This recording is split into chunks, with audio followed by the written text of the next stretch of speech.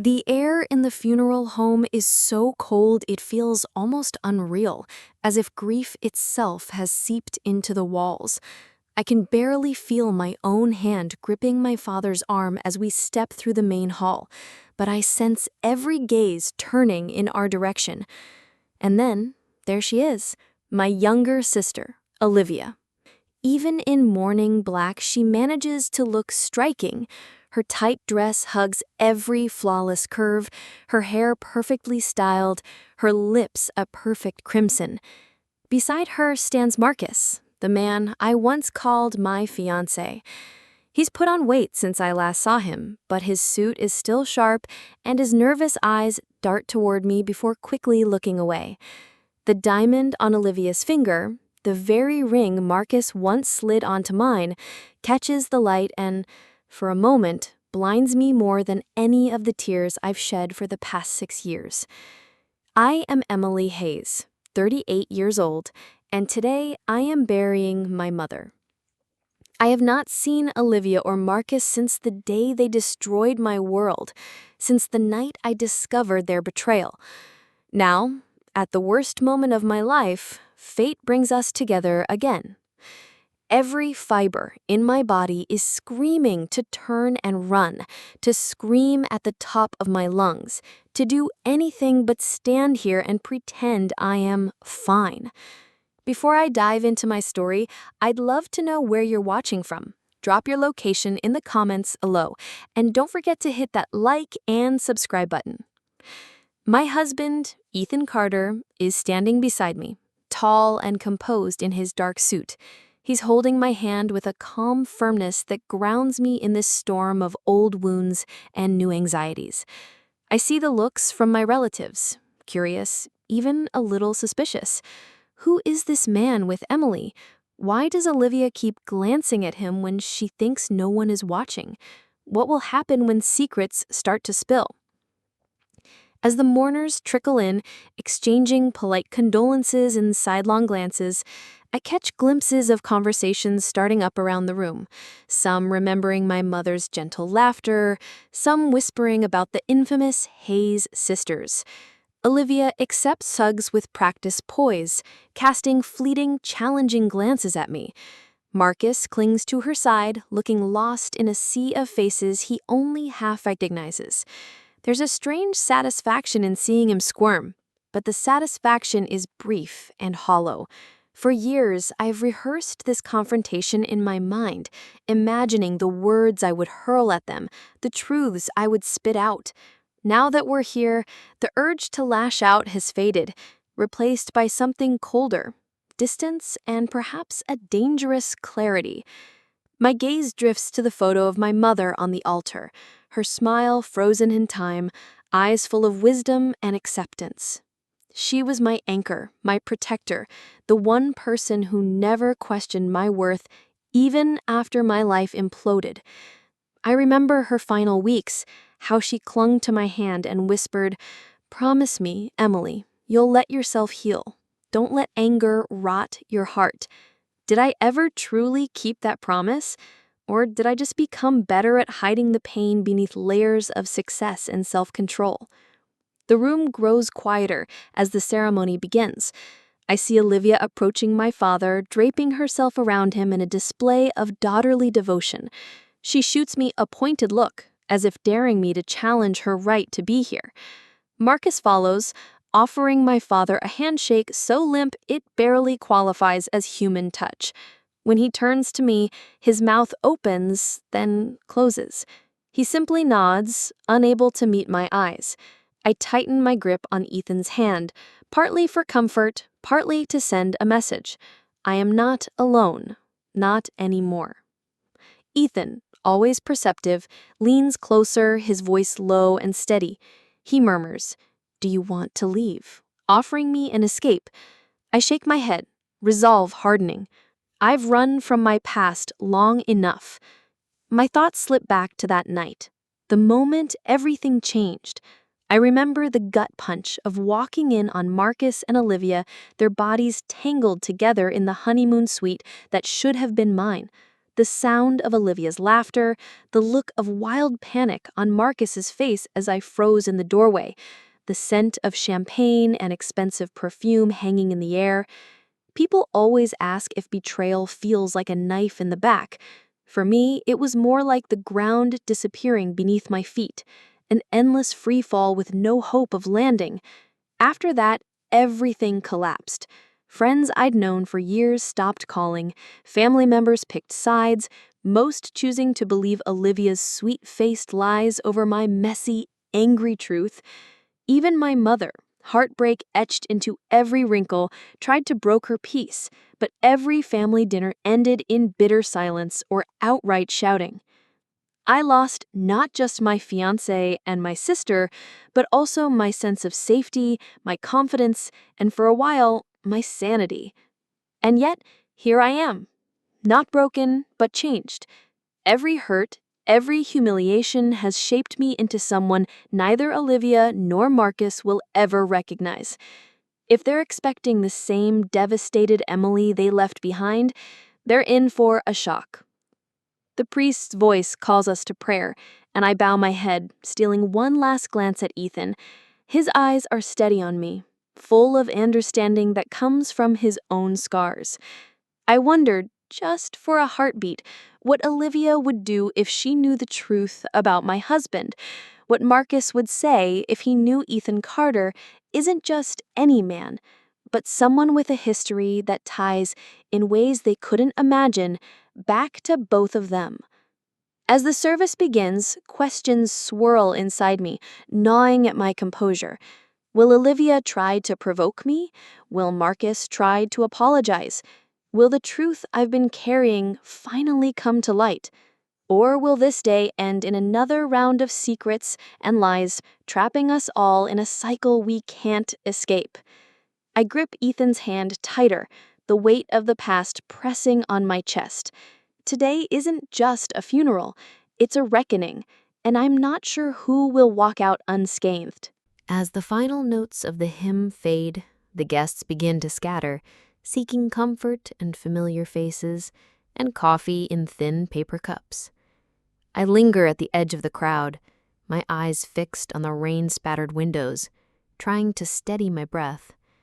Olivia glides through the room, every inch the grieving daughter, her hand resting on Marcus' arm in a display so convincing I almost forget what she's capable of.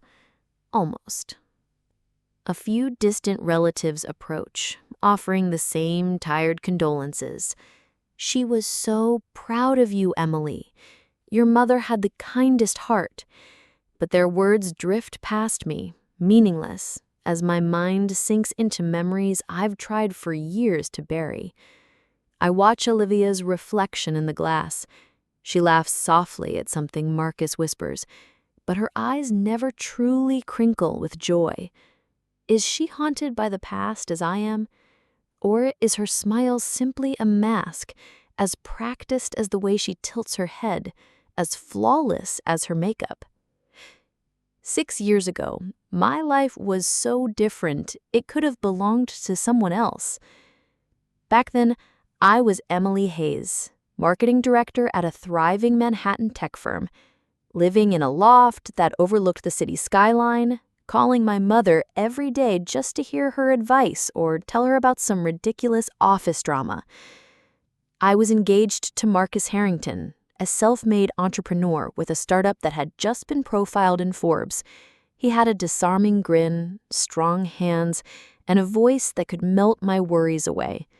He loved art, travel, and late-night jazz bars, just like me. He treated my mother like a queen. And for a time, I truly believed he was my soulmate. But even then, there were shadows I refused to see.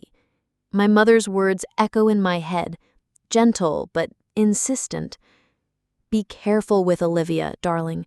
Sometimes envy is like a silent poison."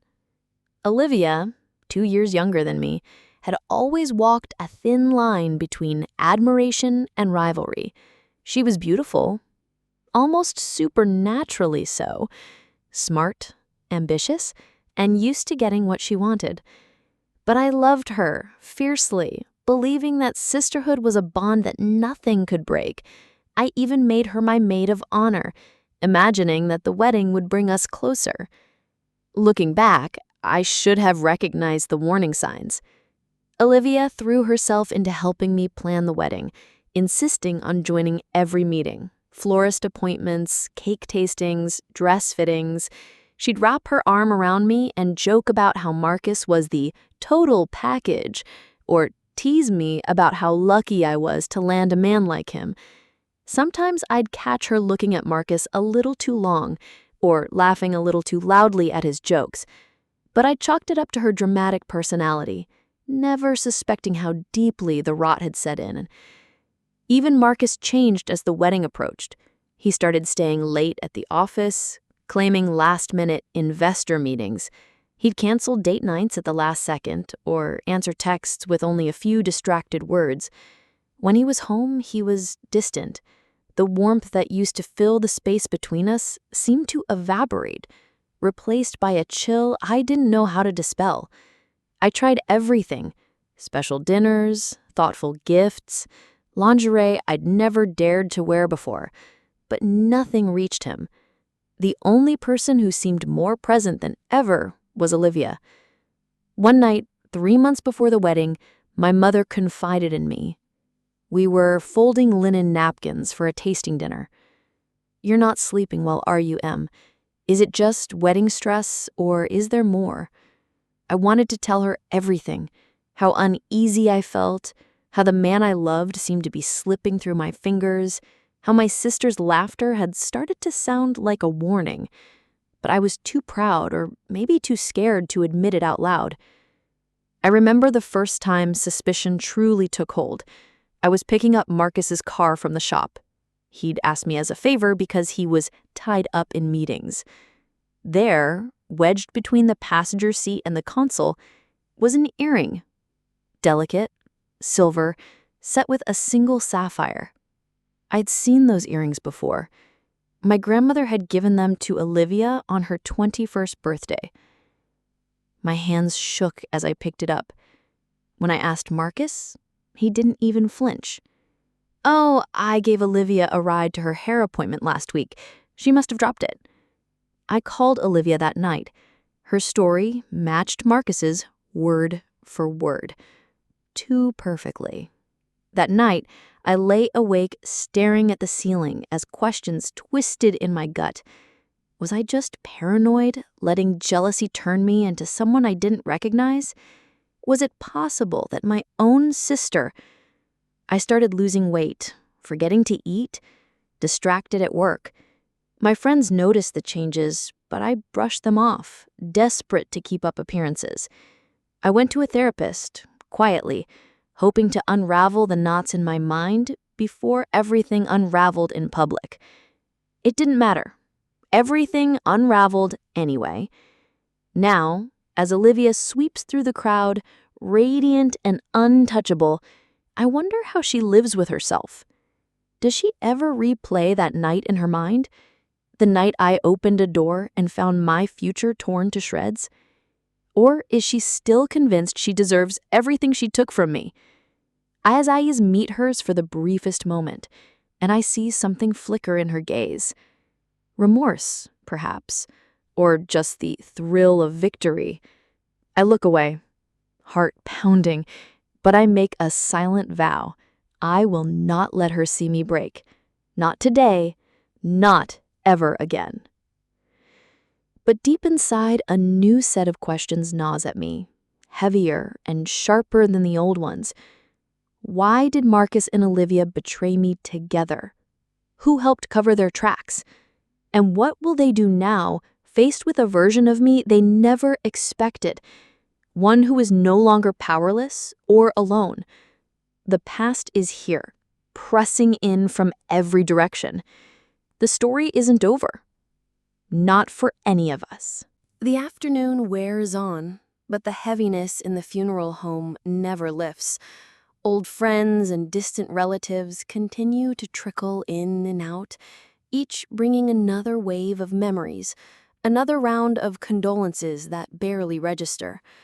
I watch Olivia work the room with practiced ease, her hand still locked in Marcus's, moving from cluster to cluster as if she owns the place. There's a subtle shift, though, a tension in her jaw, a glance that lingers a beat too long in my direction. Is she worried I'll say something, expose the truth after all these years? Or is she just making sure she's still the star of every room she walks into? I keep my distance, clutching Ethan's hand whenever the ache gets too sharp. He seems to understand without words, the way he always does, pressing my fingers, catching my eye, grounding me with a half smile that says, "You're here, you're safe." But safety is a relative thing, isn't it? Especially when the people you once trusted most are the very ones who destroyed you. After the service, we gather at my parents' house for a reception. A tradition, I suppose, or maybe just another way to fill the silence left by grief. The kitchen smells like coffee and cinnamon, and casseroles line every available surface. I lose myself for a moment in the mundane rituals, making tea, slicing bread, pretending I don't feel Olivia's eyes boring holes into my back. Memories of my old life in Boston surge up, sharp and bright. Back then, I was the one everyone admired, the career woman, the golden daughter, the woman about to marry into wealth and power. I remember how, just before everything fell apart, my colleagues would pull me aside in the break room to ask for wedding tips, to marvel at the size of my ring, and to sigh enviously over Marcus's latest romantic gesture. It's almost laughable now, the way I let myself believe I was untouchable. Then, everything shattered. I still remember the day I found out the full scope of their betrayal. I had been planning a surprise lunch for Marcus at his office, determined to rekindle the closeness we'd lost in recent months. My mother called as I was leaving my apartment, her voice worried. "Are you eating enough? You sound so tired, sweetheart." I told her I was fine. A lie, like so many others. If only I'd known what I was about to walk into. Marcus's secretary was flustered when I arrived, clearly not expecting me. I ignored her protests and opened the office door. The scene inside is something I will never forget. Marcus, half sitting on his desk, arms locked around Olivia's waist, her lips on his, her skirt hitched up indecently high. For a moment, they didn't even notice me standing there, frozen in the doorway, groceries in my hand, and heartbreak blooming in my chest. When they finally looked up, their faces were a tableau of guilt and shock. "It's not what it looks like," Marcus blurted, even as he tried to adjust his tie. Olivia didn't bother lying. She simply stared back at me, defiant, her chin lifted in that way she had since we were kids. "You can't control who you fall for, Em." I remember the numbness spreading from my fingertips, the way my body felt like it belonged to someone else. I didn't cry. I didn't scream. I just set the groceries down and walked out, dignity barely intact, my life shattering with every step. I called my parents from the bathroom floor that night, unable to form words, sobbing until my mother arrived and wrapped me in her arms. My father stormed up and down the apartment, muttering threats he was too gentle to carry out. The next few days passed in a haze, returning the ring, canceling venues, dividing belongings. Olivia moved in with Marcus before the week was out, parading their relationship through our old social circles with astonishing shamelessness. Some friends sided with me, but more drifted away, too eager to bask in Marcus's wealth or seduced by Olivia's charm. Family dinners became battlegrounds. Every conversation was an exercise in tension and avoidance. My mother tried to mend the rift, inviting us both over, insisting we could move on. But every time I looked at Olivia, all I saw was betrayal, and every time I saw Marcus, I wanted to ask, was I ever enough? Work became my only refuge. I buried myself in endless hours, taking on more than anyone asked, desperate to prove I still mattered. But even there, the shadow of scandal followed me, gossip spreading in hushed tones, invitations drying up, promotions passing me by. I lost a major client after a disastrous presentation where I could barely hold myself together. My boss suggested I take a leave of absence, and for the first time in my life, I agreed without protest. That was the lowest point. For months, I existed in a fog. Therapy appointments, sleepless nights, bottles of wine emptied in the dark. My mother visited often, doing her best to fill the silence, never judging, always urging me to fight back. But I couldn't. Not yet. Eventually, the decision came quietly. I needed to get out of Boston, out of the shadow of Olivia and Marcus, out of the life I no longer recognize. When a marketing director position opened at our Chicago branch, I applied, not really believing I'd get it. 2 weeks later, I was gone. One suitcase, a box of keepsakes, and a heart that felt emptier than ever. Now, years later, standing in my childhood home surrounded by ghosts and casseroles, I see Olivia watching me from the other room. There's something different in her expression, a flicker of uncertainty, maybe even regret. Or maybe it's just my imagination, desperate for closure. I wonder, if she could go back, would she choose differently? Would Marcus? Would I? Ethan's hand finds mine again, a reminder that the story isn't finished yet, that even after destruction, something new can take root. Still, as I look around at the family and friends who once defined my world, another question gnaws at me. What kind of woman have I become after all this loss? Am I stronger, or just better at hiding my scars? One thing is certain. Olivia and Marcus don't know who I am anymore. And neither, perhaps, do I. Chicago was nothing like Boston. My first months there felt endless, cold and hollow.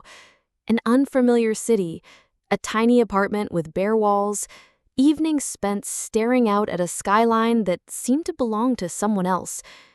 I threw myself into work, accepting every project, staying late so I wouldn't have to go home to silence. My new colleagues were polite but distant, friendly in that big city way that never quite touched the heart.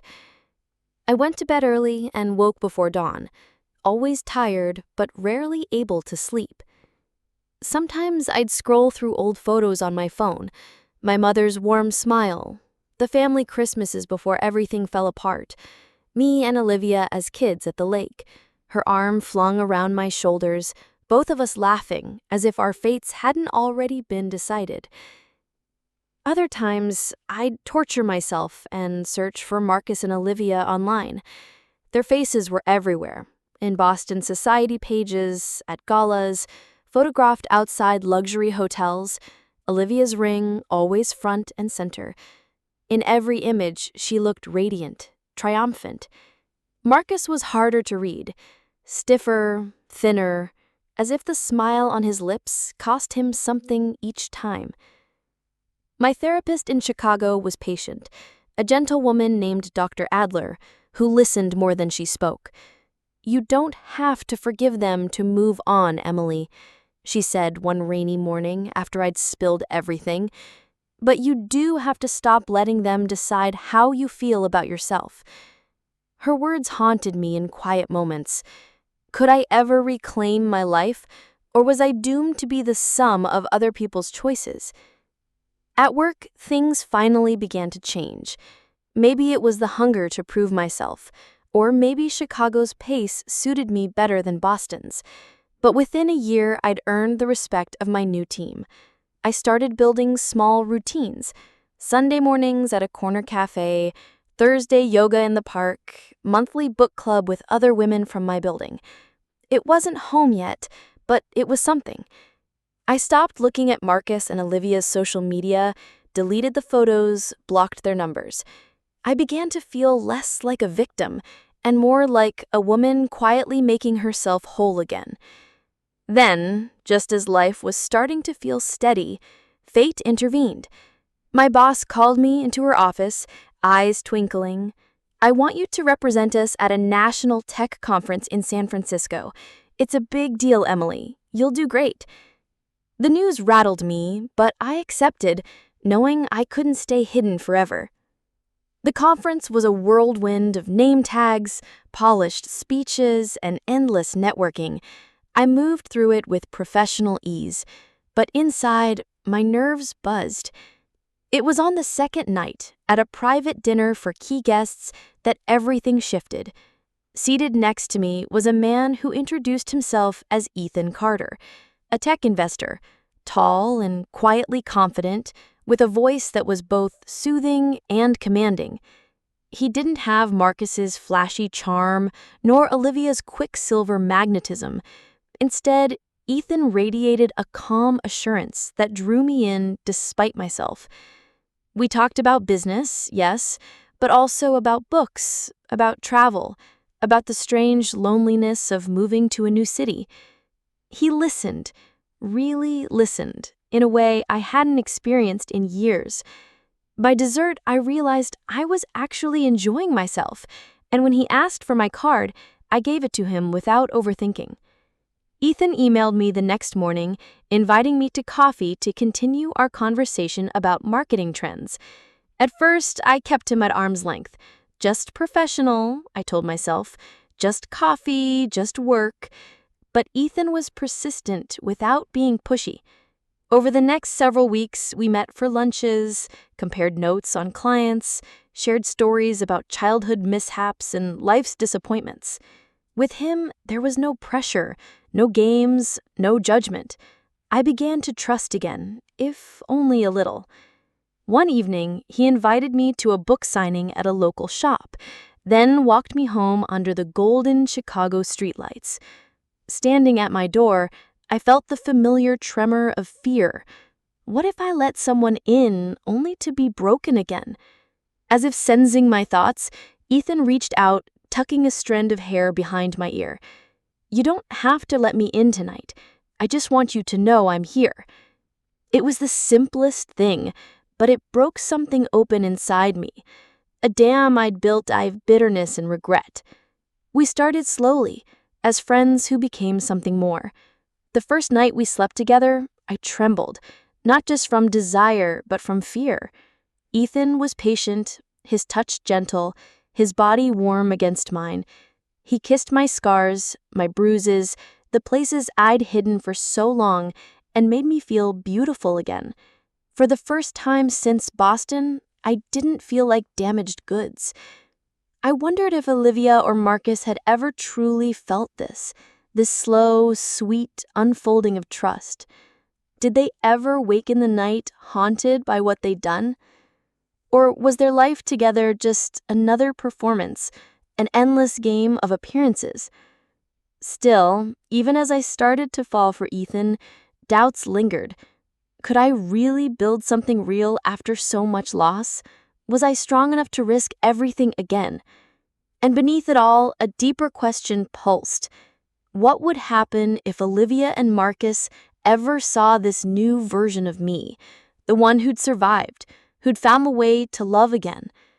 I didn't have answers, but as Ethan held me close on those cold Chicago nights, for the first time in years, I believed it was possible. I never believed in fate. Not really, but sometimes life arranges moments so perfectly ironic you almost hear the universe laughing. Months passed, and my relationship with Ethan deepened in a way I'd thought was impossible for me. Our romance was gentle, but exhilarating, built on the kind of trust that's only possible when two people have been broken and put themselves back together. Ethan paid attention to the smallest things: how I liked my coffee, which podcasts I played to fall asleep, what made me laugh on bad days. Unlike Marcus, whose affection had always seemed designed for an audience, Ethan loved me quietly, sincerely, for the person I was when nobody was looking. I met his friends, people who were fiercely loyal, accomplished, and disarmingly open. I met his sister, Carolyn, who instantly treated me like family. For the first time since my world fell apart, I began to feel the weight of old wounds lift. I worked harder than ever, earning a promotion to senior director, and almost by surprise, realized that my happiness no longer felt fragile. In Chicago with Ethan, I had finally rebuilt a life that was not defined by my past. It was nearly a year after I'd moved when Ethan took me away for a weekend in Michigan's wine country. We wandered vineyards in the late afternoon sun, drank glasses of crisp white on a porch swing, watched the sky burn orange over the lake. That night, he led me through a rose garden at the edge of the property, stopped beneath a trellis tangled with summer blooms, and took both my hands in his. "Emily," he said, "knowing you has been the greatest gift of my life. I'm not asking for an answer today. I just want you to know, when you're ready, I want to build a future with you." He pulled out a small velvet box, inside it an emerald ring, nothing flashy, just quietly beautiful, like the life we'd created together. My heart stuttered, panic flickering at the edges. For a split second, images of Marcus's grand proposal and all that followed threatened to overwhelm me. But when I looked at Ethan, I saw only honesty and warmth. "Yes," I whispered, "I'm ready now." The relief on his face, the way he gathered me into his arms, if love is a kind of homecoming, then this was mine. We planned a small, intimate wedding in Chicago, a circle of friends, my parents, Ethan's family. It was my mother's idea that I should invite Olivia. "It's not about her deserving it," she said. "It's about you being free." I hesitated, but in the end sent an invitation. Olivia's reply was polite, cold, and final. She and Marcus had priority commitments. That was her way. I felt a pang, but mostly, I felt peace. The wedding itself was everything my first wedding was not. Simple, joyful, real. My father walked me down the aisle, his grip strong and proud. Ethan's vows were quiet promises, respect, care, and truth. That night, as I danced with my mother under strings of fairy lights, I saw her crying, this time tears of happiness. "You did it, Em," she whispered. "You let yourself live again." Chicago became our world. We bought a small brownstone together, spent weekends painting walls and building bookshelves, hosting dinners for friends who slowly became family. At work, my career soared. Ethan's investment firm thrived, particularly as he championed women-led startups, a subtle, private kind of justice for all the times I'd been overlooked or underestimated. But the past, no matter how carefully boxed up, always finds a way back. One evening over dinner with some of Ethan's colleagues, the conversation turned to industry gossip. A venture capitalist mentioned Marcus's name. "Harrington and Carter used to be rivals. Big story back in the day. Carter backed the right horse. Harrington didn't. Made all the difference." I froze, wineglass halfway to my lips, questions tumbling through my mind. How much did Ethan know about my history? Was our meeting as accidental as I'd always believed? That night, I asked him directly. Ethan didn't flinch. "I knew who you were, Emily. I knew about you and Marcus. But I wanted you to know me for me, not as some extension of your past. I never wanted to be another person who defined you by what you lost." Somehow, that truth didn't scare me. It set me free. Maybe in some strange way, life had given me exactly the closure I needed. The weeks that followed blurred into contentment. We talked about the future, travel, maybe children, definitely more adventures. For once, hope outweighed the scars.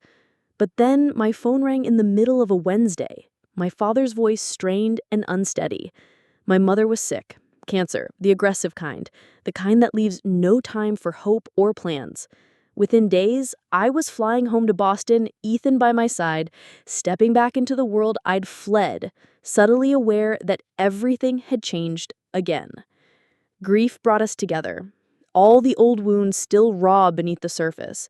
Olivia and Marcus's names hovered on everyone's lips, unspoken but always present. At my mother's bedside, she took my hand, her voice weak but insistent. "Promise me, Emily. Try to make peace with your sister. Not for her, for you." I promised, not sure if I could keep it, not sure if I even wanted to try. When my mother passed, it felt like the ground shifted beneath my feet all over again. The house in Boston was suddenly too big, too quiet, full of echoes and memories I wasn't sure I wanted to face. Ethan and I stayed in the guest room, and for a few days, we moved through a haze of logistics and sorrow, sorting through condolence cards, answering calls from relatives, comforting my father who seemed to shrink with every passing hour.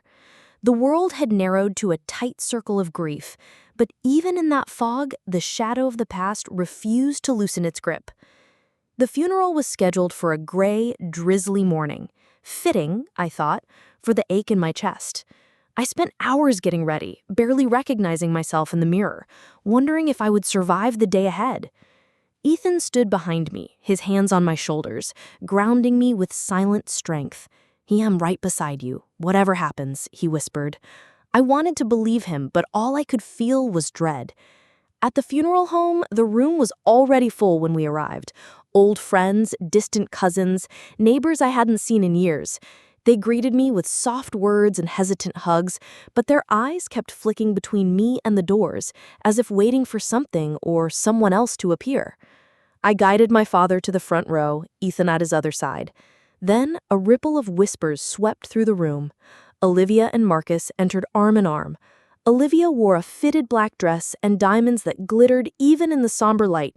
Marcus's jaw was set, eyes scanning for allies. For one strange moment, I saw the scene as an outsider. Two women, once sisters, now separated by an ocean of betrayal, reunited only by death. Olivia hugged my father, her face carefully composed. Marcus shook his hand, but when he reached me, he barely managed a nod, his gaze darting away. Olivia approached, eyes searching mine for a trace of weakness, or perhaps an opening for conversation. "It's been a long time," she said. I answered simply, yes. My voice felt foreign, as if I were hearing it for the first time. Marcus, standing awkwardly at her side, offered a muttered condolence. Before I could reply, Ethan stepped away to speak with the funeral director. Olivia seized the moment, her tone low and almost conspiratorial. "I need to talk to you, alone." Against my better judgment, I followed her into a side room meant for private moments. Inside, Olivia was all sharp edges and brittle composure. "You look thin," she remarked, eyes sweeping over me in critical assessment. "Grief does that," I replied, not bothering to soften my words. She fiddled with her ring, the same ring Marcus once gave me, and launched into a monologue about their recent purchases, the renovated summer house, plans for a family. It was the old game, all status and superiority, as if she needed me to know she'd won. But for the first time, I didn't feel the old pain rise up. Instead, I felt strangely detached, almost amused. I let her talk, giving nothing away. Then, softly, I asked, "Is there something you actually wanted to discuss about the funeral arrangements, or are we just trading updates?"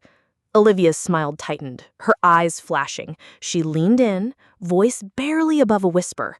"I just thought you might want to know how well we're doing. Poor you, still alone at 38. Her words might have gutted me years ago, but now they seemed almost desperate, tinged with a sadness I hadn't noticed before. I couldn't help myself. I smiled, a real, genuine smile. "Have you met my husband yet?" I stepped into the hall and called for Ethan. The moment he entered, Marcus appeared, hovering awkwardly behind Olivia. As Ethan and Marcus locked eyes, a visible shudder ran through Marcus. He paled, lips parted in shock. "Carter," Marcus managed, his voice unsteady. "It's been a while." "Indeed," Ethan replied, polite but cool. "Not since the Innotech acquisition, right?" Olivia stared, confusion and anxiety flickering across her features. "You two know each other?" Marcus nodded, but his composure was shattered. "You're married to him?" Olivia stammered. I slipped my hand into Ethan's. "For 2 years now," I confirmed, my voice steady. "We met at a tech conference in San Francisco." The silence between us grew thick, broken only when the funeral director called us back to the service. As we returned to the main room, I felt the eyes of the room watching us, the whispers already starting. For the first time, it was Olivia and Marcus who seemed uncertain, out of place. Just as the eulogies were about to begin, my father's face contorted in pain. Panic rippled through the crowd as he clutched his chest, and Ethan immediately called for help, his voice calm but urgent. We rushed him to a private room, and a doctor among the mourners examined him. Likely just stress, he reassured us, but I sat frozen beside my father, Olivia on my other side, both of us silent with fear. In that moment, all the old feuds seemed petty. For 20 tense minutes, we waited, united only by concern. When my father finally insisted on returning to the service, I took his arm, Olivia on his other side, and for a brief second, the three of us were a family again. I delivered my eulogy, shaky but honest, about my mother's strength and the love she never withheld, even when our family fractured. When Olivia took the podium, she faltered after only a few sentences, her voice cracking. I moved to her side, my hand on her back.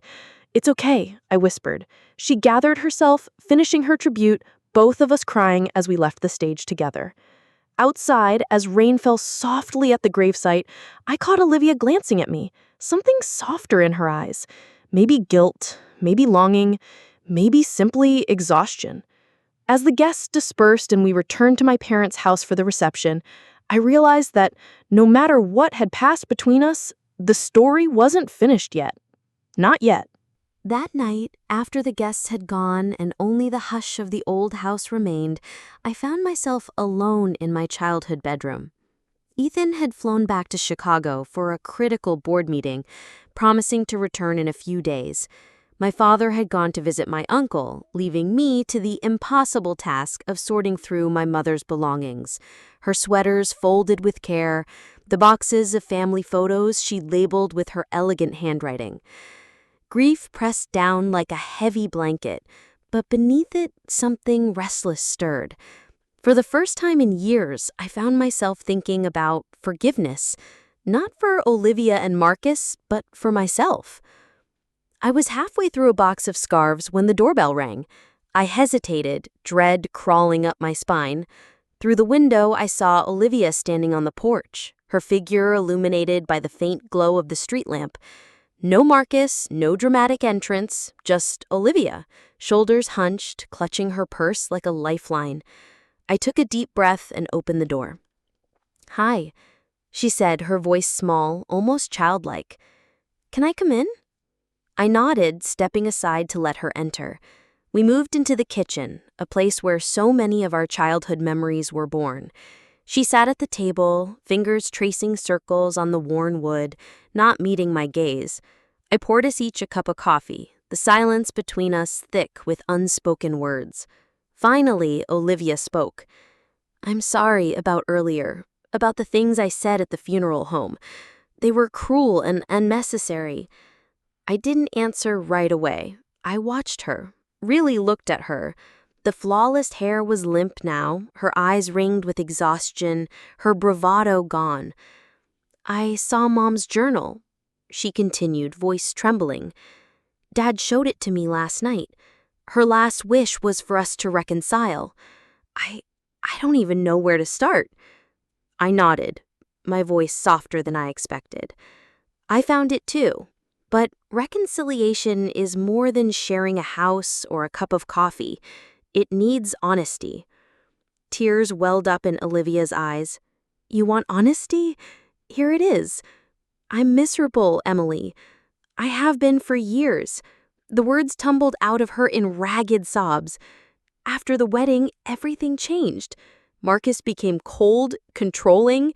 His business was failing. He kept it hidden, kept making risky deals to try and stay afloat. All those vacations, the new house, the parties, they were all on credit. He monitors my spending, checks my phone, questions everything I do. The man I thought I loved doesn't exist anymore. Maybe he never did." I listened, not out of revenge, but because for the first time, I could see Olivia's pain was real. "Why stay?" I asked quietly. "Shame," she answered instantly. "How could I ever admit what I'd done to you, to the family? And then there's the prenup. If I leave, I have nothing. I've been consulting a lawyer, but even that terrifies me." I slid my mother's journal across the table. "Read the rest," I told her. As Olivia flipped through the pages, tears streaming down her face, I felt a strange, bittersweet relief. Maybe Mom had seen all along what I was only just now beginning to understand, that we were all broken, and that the only way forward was through the pain, not around it. She wiped her eyes, her voice barely above a whisper. I don't expect you to forgive me. I probably don't deserve it, but I needed you to know the truth before I blow up my life again. We spent hours in that kitchen, sorting through old photo albums, sharing stories about our mother, laughing and crying in turns. The wounds weren't healed, maybe they never would be, but something had shifted between us. A fragile bridge built out of shared history and mutual regret. As Olivia got up to leave, she paused at the door, her silhouette framed in the yellow porch light. What about you, Em? Will you go back to Chicago? I nodded. My life is there now, with Ethan. And yes, I'm happy, truly happy. She smiled, just a little. I'm glad. One of us should be. We hugged, awkward and hesitant, but it was a start. As I closed a door behind her, I felt lighter, not because everything was fixed, but because, finally, I was no longer carrying it alone. That night, as I lay in bed, I thought of my mother's words, of everything I'd lost and everything I'd rebuilt. For the first time in years, I let myself believe in new beginnings.